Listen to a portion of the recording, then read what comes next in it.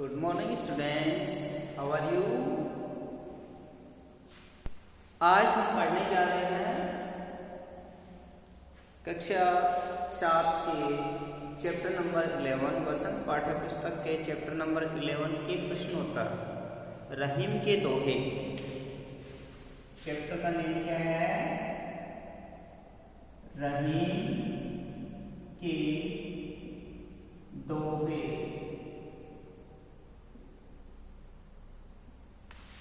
आज इस पाठ के प्रश्नोत्तर करेंगे। तो आशा है कि आप सभी बच्चों ने इस चैप्टर को पढ़ लिया होगा और इसके क्वेश्चन आंसर अब हम करने जा रहे हैं। तो सबसे पहले प्रश्न पूछा गया है,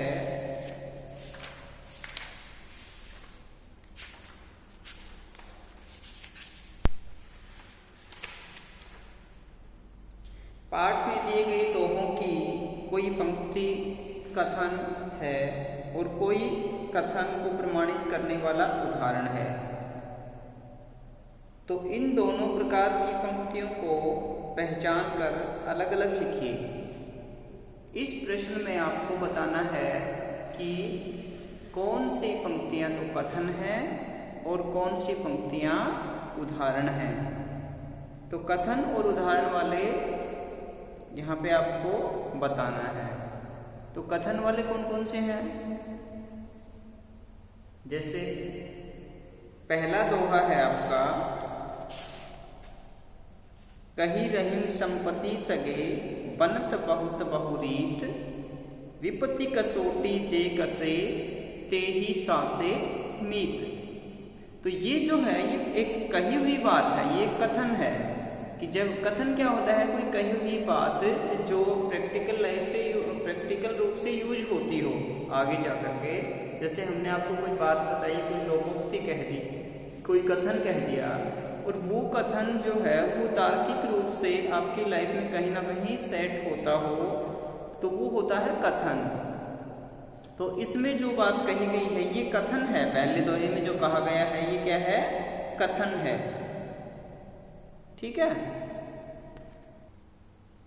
और दूसरा दोहा जो है, जाल परे जल जात वही तजी मीनन को मोह, रहीमन मछरी नीर को तहु न छाड़ती छोह। ये भी क्या है? ये भी एक कथन है, ये भी एक कही हुई बात है। तो इस कथन वाले उदाहरण में, कथन वाले जो प्रश्न है उसमें हम पहला और दूसरा दोहा लिखेंगे और जो उदाहरण वाले हैं उसमें हम तीसरा, चौथा और पांचवा दोहा लिखेंगे। ये पहले प्रश्न के उत्तर में लिखना आपको कि इन दोनों प्रकार की पंक्तियों को पहचान कर अलग अलग लिखिए। तो दोनों प्रकार की पंक्तियों में जो पहला कथन वाला जो दोहा है उसमें हम कौन सी पंक्तियां लिखेंगे? पहले और दूसरे दोहे की पंक्तियां लिखेंगे। जैसे कौन सा है मैं आपको बता देता हूँ। कथन प्रश्न नंबर 1 का ये प्रश्न आपको बुक से उतारना है।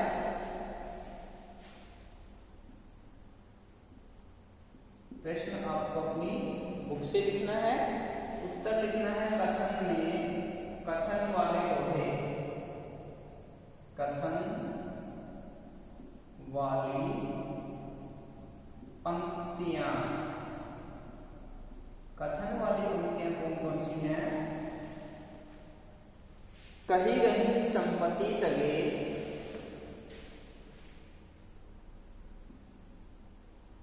कही रहीम संपत्ति सगे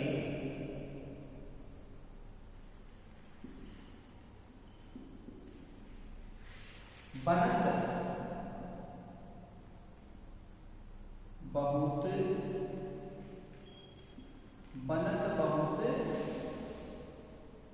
बहुरीत, बनत बहुत बहुरीत,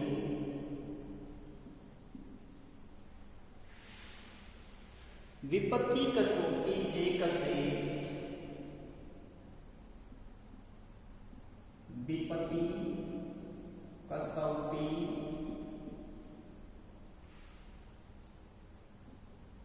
जे कसे,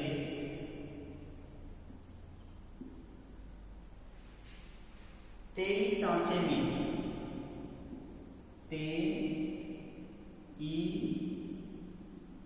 सांचे मीठ, सांचे मीठ।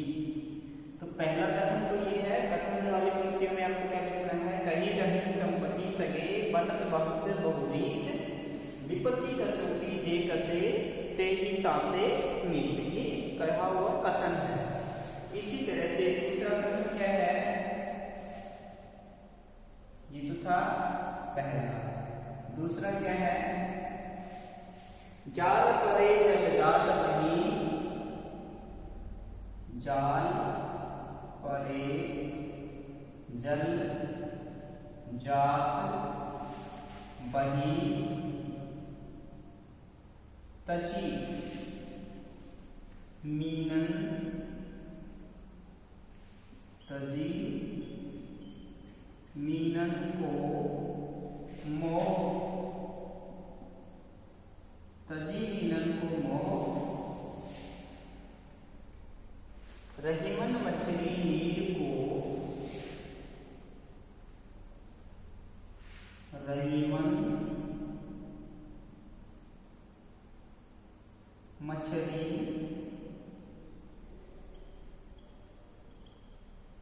नीर को, तऊ न छाड़ती छोड़, तऊ ने छाड़ती, छाड़ती छोटी की, तऊ ने छाड़ती छोड़।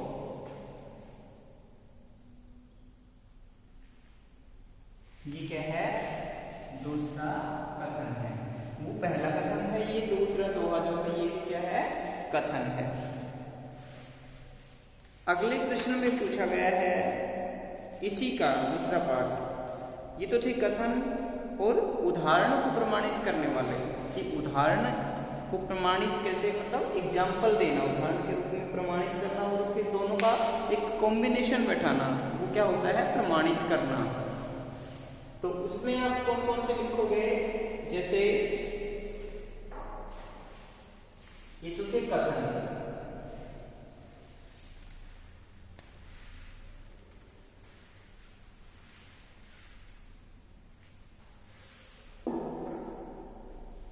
उदाहरण,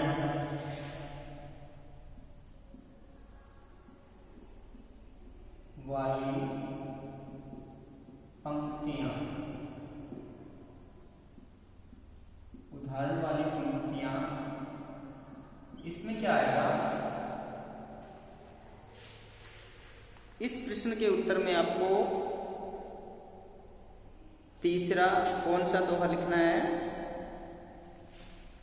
तरवर फल नहीं खात है, सरवर पियत न पान, कही रहीम पर काज हित, संपत्ति संजयी सुजान। तो इसके उत्तर में आपको लिखना है, तरवर फल नहीं खात है, तरवर फल नहीं खात है, और इस दोहे को पूरा लिखना है आपको, कहां तक,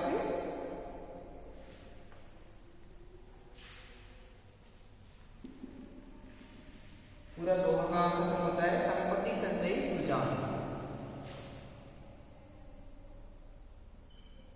संपत्ति संचयी सुजान। ये कंप्लीट दोहा आपको लिखना है। ये जो मैंने डैश लगाया है, इस डैश के अंदर आपको जो कंप्लीट दोहा है वो लिखना है। ओके,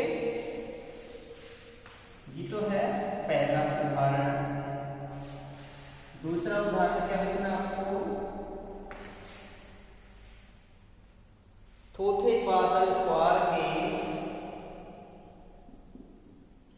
थोथे बादल क्वार के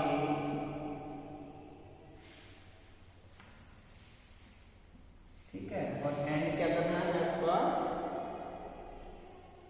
करे पांचवी बात, करे पांचवी बात। तो इसमें आपको करना क्या है, चौथे बादल क्वार के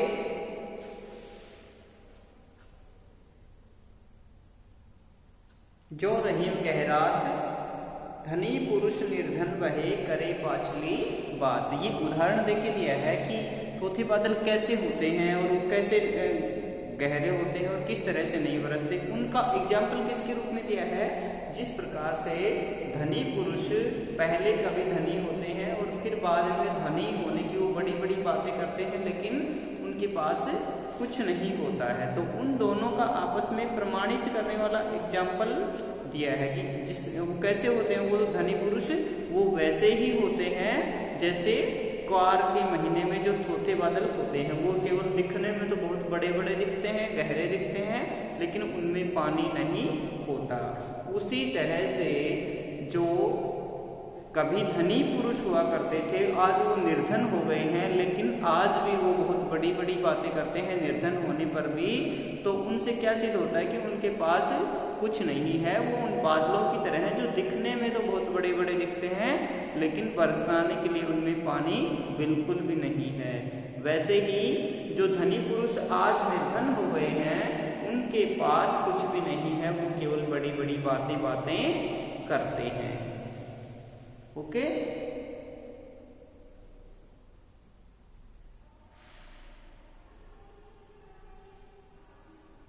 तीसरा उदाहरण आपको लिखना है, धरती की सी रीत है।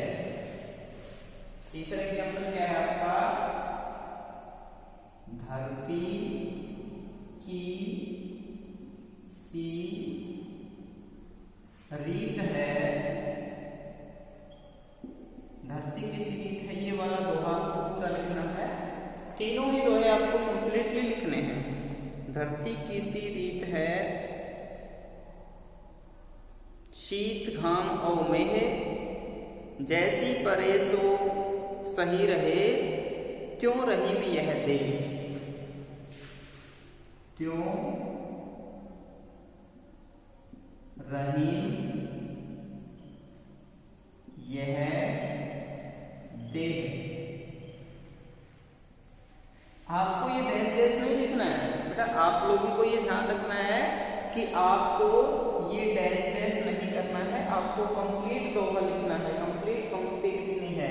मैंने जो ये डैश डैश किया है कि तो मैंने शॉर्ट में लिखा है कि भाई आपको अंदाजा लग जाए कि किस तरह से कौन सा दोहा आपको लिखना है, बताने के लिए लिखा है मैंने तो, लेकिन आपको इनमें कंप्लीट दोहा लिखना है। ओके, तो फर्स्ट क्वेश्चन आपका कंप्लीट हो गया है। इसमें आपको दो पार्ट बना के लिखने हैं, एक कथन वाले दोहे और एक उदाहरण वाले दोहे। उदाहरण वाली पंक्तियां कौन सी हैं, जो मैंने अभी नीचे जो तीन दोहे लिखे हैं, तीनों की जो पंक्तियां लिखे हैं वो उदाहरण वाले हैं। जो स्टार्टिंग में लिखे थे पहला और दूसरा, वो कौन से हैं, कथन वाले दोहे हैं। ओके, अगला प्रश्न देखिए, रहीम के क्वार के मास में गरजने वाले बादलों की तुलना ऐसे निर्धन व्यक्तियों से क्यों की है जो पहले कभी धनी थे और बीती बातों को बताकर दूसरों को प्रभावित करना चाहते हैं। दोहे के आधार पर सावन के बरसने गरजने वाले बादलों के विषय में आप क्या कहना चाहेंगे। इस प्रश्न में ये पूछा है कि जो धनी पुरुष कभी धनी हुआ करते थे और आज वो निर्धन हो गए हैं, उनकी तुलना क्वार के चौथे बादलों से क्यों की है, यानी कि उनका आपस में क्या संबंध है। तो सावन के बादल और क्वार के बादल के विषय में आप क्या जानते हैं, ये बताना है। तो इसमें आप क्या लिखोगे, प्रश्न बेटा आपको अपनी बुक में से ब्लैक पेन से लिखना है और आंसर आपको ब्लू पेन से लिखना है। तो प्रश्न नंबर 2, इसके उत्तर में हम क्या लिखेंगे,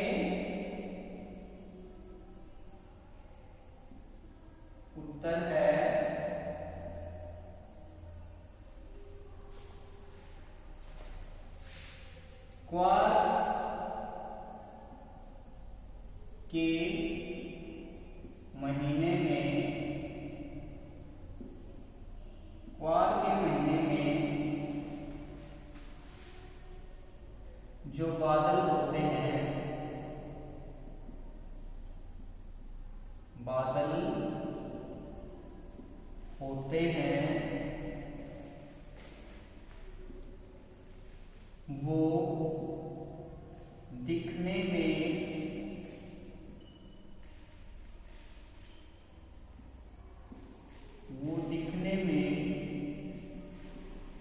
तो गहरे होते हैं,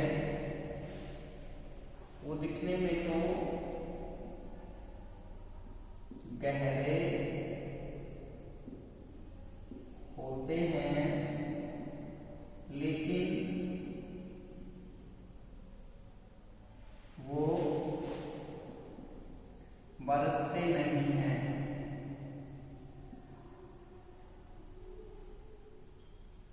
बरसते नहीं हैं क्योंकि, क्यों नहीं बरसते भाई? क्योंकि उनमें पानी नहीं होता, क्योंकि उनमें पानी नहीं होता है।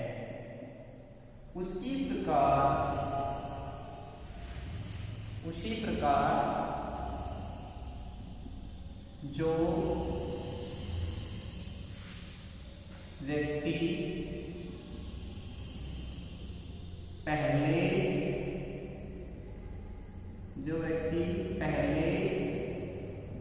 कभी धनी होते हैं,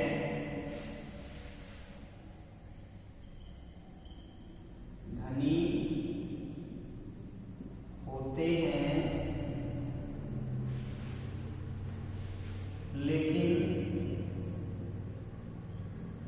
आज वो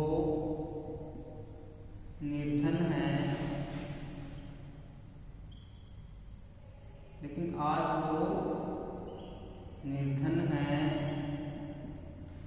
तो भी वो पहले जैसी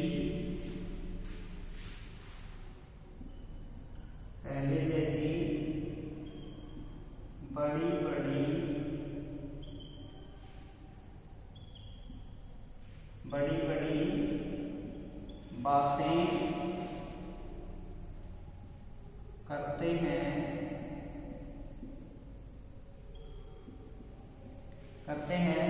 लेकिन उनके पास होता कुछ नहीं है। लेकिन उनके पास होता कुछ नहीं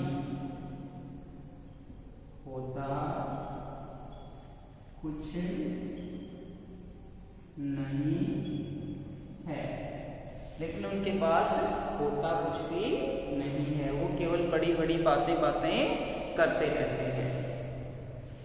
तो इन दोनों में समानता क्या थी, क्या प्रमाणित किया गया है यहाँ पे कि जैसे थोथे बादल, क्वार के जो थोथे बादल होते हैं वो बहुत गहरे गहरे होते हैं, लेकिन उनमें पानी नहीं होता है, वैसे ही ये धनी पुरुष जो लोग पहले कभी धनी होते थे वो आज भी धनी होने वाली ही बातें करते हैं, लेकिन उनके पास होता कुछ भी नहीं है, वो केवल दिखावा करते हैं। ओके, दोनों क्वेश्चन आपके क्लियर हो गए। अब आ जाइए दोहों से आगे, इनमें क्या पूछा गया है। नीचे दिए गए दोहों में बताई गई सच्चाइयों को यदि हम अपने जीवन में उतार लें तो उनके क्या लाभ होंगे, सोचिए और लिखिए। ये प्रश्न आपको वैसे खुद से लिखना है, लेकिन फिर भी मैं थोड़ा सा हिंट आपको दे देता हूँ कि आपको कैसे लिखना है, क्या लिखना है इनमें। यदि नीचे दी गई पंक्तियां हैं, तरवर फल नहीं खात है, सरवर पियत न पान, कही रहीम पर काज हित संपत्ति संचयी सुजान। इस दोहे का कहने का तात्पर्य यह है कि हमें परोपकार करना चाहिए। यदि हम परोपकार करते हैं और परोपकार की नीति को हम अपने जीवन में अपनाते हैं तो इससे क्या होगा कि एक तो हम दूसरों की भलाई करेंगे, और दूसरों की भलाई करेंगे तो वो लोग क्या करेंगे, हमें आशीर्वाद देंगे, आशीष देंगे, और उनका मन भी प्रसन्न होगा। और फिर जब वो हमारी प्रशंसा करेंगे, हमारी बड़ाई करेंगे, हमें धन्यवाद देंगे, तो उन सब चीज़ों से हमारे मन को प्रसन्नता मिलेगी यदि हम ऐसा करेंगे। आप किसी निर्धन व्यक्ति को खाना खिलाते हो, उसे रोटी कपड़ा देते हो, किसी प्यासे को पानी पिलाते हो, तो उसकी तृप्ति होती है, उसकी इच्छा पूरी होती है, तो हमें बहुत सारी दुआएं देता है। तो हमें उससे क्या होता है, हमें आंतरिक खुशी महसूस होती है। तो इन चीज़ों को जब हम अपनाएंगे तो हमें अपने जीवन में इंटरनल जो हैप्पीनेस है, आंतरिक जो खुशी है, वो हमें महसूस होगी। धरती की सी रीत है, इस दोहे को हम अपने जीवन में अपनाएंगे तो इससे क्या होगा कि हमारी जो टॉलरेंस पावर है, जो सहन शक्ति है, वो बढ़ेगी। हमें बात बात पे गुस्सा आ जाता है, जैसे कोई भी टीचर बोल देता है, पेरेंट्स बोल देते हैं, तो हमें छोटी छोटी बातों पे बहुत अधिक गुस्सा आ जाता है। तो उस बात को, हमें उस गुस्से को कंट्रोल करने के लिए किसके बारे में सोचना चाहिए कि हमें धरती के बारे में सोचना चाहिए कि देखो धरती की सहनशीलता को देखना चाहिए कि धरती कितनी सहनशील है। देखो उसके ऊपर भूकंप भी आते हैं, आंधी तूफान भी आते हैं, बहुत सारी आपदाएं आती हैं, कहीं बॉम्ब ब्लास्ट हो जाते हैं, बेचारी फट जाती है, कहीं कोई परीक्षण करता है तो धरती का जो आंचल है वो कितना फट जाता है, कहीं धूप पड़ती है, कहीं गर्मी सर्दी, कितने मतलब उसके ऊपर यातनाएं आती हैं, और फिर भी वो कुछ नहीं कहती है और सब चीज़ों को चुपचाप सहन करती है। तो उसी प्रकार से हमारे शरीर को भी हमें ऐसा बनाना चाहिए कि वो सब चीज़ों को सहन करने की क्षमता उसमें आ जानी चाहिए। तो इस दोहे को यदि आप अपने जीवन में अपनाओगे तो आपको क्या चीज़ मिलेगी, मतलब इससे आप क्या सीखोगे और इससे फायदा आपको क्या होने वाला है। तो इससे आपको ये फायदा होने वाला है कि आपकी जो सहन शक्ति है वो बढ़ेगी। आप छोटी छोटी बातों पे गुस्सा नहीं करोगे। आप बड़े बड़े जो यानी कि बड़े से बड़ा दुख या बड़ी से बड़ी मुसीबत भी आपको आएगी तो उसको झेलने की शक्ति आप में ऑटोमेटिकली बढ़ जाएगी, क्योंकि आपकी टॉलरेंस पावर जो है वो स्ट्रॉन्ग हो जाएगी। और जब आप किसी भी छोटे, जैसे कई बच्चे ऐसे होते हैं कि उनको थोड़ा सा टच कर दो बहुत दर्द होता है, कई ऐसे होते हैं उनको कितना भी कुछ भी करते रहो वो महसूस ही नहीं करते। क्यों? क्योंकि उनकी जो सहन शक्ति है वो बढ़ जाती है। तो सहन शक्ति जो है वो हमारी बढ़ जाएगी यदि हम इससे प्रिंसिपल को, इस सिद्धांत को हम अपने जीवन में अपनाते हैं तो। ओके, तो दोनों दोहों का हमने क्या सीखा कि पहले वाले दोहे से तो हमने सीखा कि हम परोपकार की भावना हमारे अंदर बढ़ेगी। जब हम परोपकार करेंगे, हम दूसरे का भला करेंगे तो उससे क्या होगा भाई, उससे हमारे अंदर एक आंतरिक खुशी का अनुभव हमें होगा। जब हम किसी का भला करेंगे तो हमें एक अंदर से खुशी महसूस होगी कि हमने किसी का भला किया है, वो आदमी बहुत खुश है, तो हमें भी उससे खुशी मिलेगी। हमारे अंदर एक परोपकार की भावना बढ़ेगी। और दूसरे में क्या होगा कि हमारे अंदर सहन शक्ति जो है, सहनशीलता जो है, वो उसका विकास हमारे अंदर होगा। ओके, अब आ जाइए भाषा की बात है। भाषा की बात, निम्नलिखित शब्दों के प्रचलित हिंदी रूप लिखिए। ये जो शब्द दे रखे हैं इनका हिंदी में रूप कैसे चलता है। ये तो है मतलब रहीम की जो भाषा है, सतपुड़ी भाषा है या ब्रिज भाषा भी कह सकते हो, उनके ये शब्द हैं। लेकिन हिंदी में आजकल इनका रूप इस तरीके से चल रहा है। तो आजकल जो इनका रूप चल रहा है, जैसे ऊपर दे रखा है परे को हम क्या कहते हैं, पड़ी, परा रहन दो। ये जो आपकी ब्रिज भाषा है इसमें कहते हैं कि परे, और हम क्या कहेंगे, पड़े। वैसे ही विपत्ति को हम क्या कहते हैं, विपत्ति। विपत्ति का हिंदी प्रचलित रूप क्या है, विपत्ति। हिंदी में विपत्ति को क्या कहते हैं, श्रीपति। बादल को क्या कहते हैं? बादल भी ब्रज भाषा का रूप है। बादल, इसे क्या कहते हैं? बादल। हिंदी में इसका क्या रूप है? बादल। मछली का, मछली भी ब्रज का है। हिंदी में इसका प्रचलित रूप क्या है? मछली। ठीक है भाई। शीत, शीत का हिंदी प्रचलित रूप क्या है? शीत। ये है शीत, ये है शीत। यहाँ उच्चारण का डिफरेंस होता है, प्रोनाउंसिएशन जो होता है इसका क्या होता है? शीत, इसका होता है शीत। शीत, शीत, शीत, शीत, शीत, शीत। दोनों में जो श है वो डिफरेंस है दोनों का श का। ओके, अगला क्वेश्चन है व्याकरण का। नीचे दिए गए उदाहरण पढ़िए। बनत बहुत बहुरीत, जाल परे जल जात वही। इन पंक्तियों में क्या है कि एक ही वर्ण की बार बार आवृत्ति हुई है। आवृत्ति क्या होता है? बार बार प्रयोग होना, बार बार आना। तो ये अलंकार का उदाहरण है कि जब एक किसी वाक्य में, किसी पंक्ति में, काव्य की किसी भी पंक्ति में एक ही वर्ण, एक ही अक्षर यदि बार बार प्रयोग किया जाता है तो वो काव्य की सुंदरता के लिए प्रयोग किया जाता है। और काव्य की, कविता की सुंदरता बढ़ाने के लिए जिस वर्ण या जिस शब्द का बार बार प्रयोग किया जाता है वो क्या कहलाते हैं? अलंकार कहलाते हैं। अब अलंकार के भी भेद होते हैं, बहुत सारे भेद होते हैं। कहीं पे एक शब्द की आवृत्ति बार बार आती है, कहीं पे एक शब्द के अर्थ अलग अलग निकलते हैं, कहीं एक ही शब्द के अनेक अर्थ निकलते हैं। तो जो ये अलंकार होते हैं, भिन्न भिन्न प्रकार के अलंकार होते हैं। तो यहाँ पे एक अलंकार जो दे रखा है उसके बारे में बताया गया है कि जहाँ पर एक ही वर्ण की बार बार आवृत्ति आती हो, एक ही वर्ण एक से अधिक बार आता हो, तो वहां पे कौन सा अलंकार होता है बेटा? अनुप्रास अलंकार होता है। कौन सा अलंकार होता है? अनुप्रास। एक ही वर्ण का बार बार आना क्या कहलाता है? अनुप्रास अलंकार। तो यहां प्रश्न पूछा गया है कि जैसे इसमें दे रखा है बनत बहुत बहुरीत, इसमें बै वर्ण की आवृत्ति जो है वो बार बार हुई है। और जाल परे जल जात वही, इस वाली पंक्ति में ज वर्ण की जो आवृत्ति है वो बार बार हुई है। तो ऐसे और शब्द आपको कहीं से ढूंढने हैं और वो लिखने हैं जिसमें अनुप्रास अलंकार हो, एक ही वर्ण की आवृत्ति बार बार होती हो। तो इनके मैं एग्जाम्पल आपको बता देता हूं। इनके एग्जाम्पल क्या है? जैसे चारु चंद्र की चंचल किरणें, चारु चंद्र की चंचल किरणें,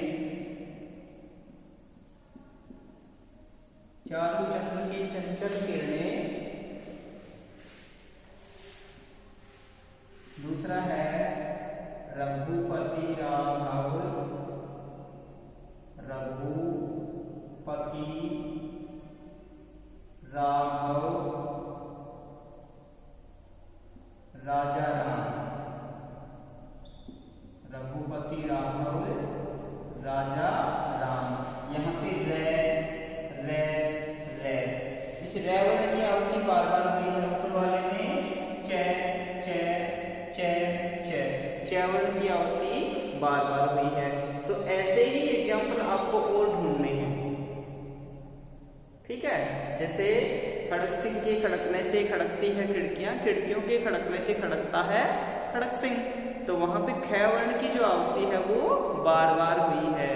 चंदू के चाचा ने चंदू की चाची को चांदी की चम्मच से चटनी चटाई। तो इसमें क्या होता है? च वर्ण की आवृत्ति बार बार हो रही है। तो जहां एक ही वर्ण की आवृत्ति बार बार होती हो, काव्य में एक ही वर्ण एक से अधिक बार आता हो, तो वहां पे कौन सा अलंकार होता है बेटा? अनुप्रास अलंकार होता है। ओके, तो ये था आज का आपका चैप्टर। इसके प्रश्नोत्तर आपको अपनी नोटबुक में राइट डाउन करने हैं। कल वाले टॉपिक में बहुत सारे बच्चों ने होमवर्क पूरा नहीं किया, ढंग से नहीं किया, श्लोक इन दोहों का भावार्थ नहीं लिखा है, तो आइंदा से ऐसा नहीं करेंगे। आप क्वेश्चन आंसर आपको कंप्लीटली लिखना है। आप केवल कॉपी करके सेंड करते हो, ये बिल्कुल गलत बात है आपकी। आपको समझाया जाता है, उसको आप वीडियो को ढंग से वॉच कीजिए, चैप्टर को ढंग से पढ़िए, उसके बाद आप आंसर लिखिए। Okay, all the best. मिलते हैं डाउट क्लास में।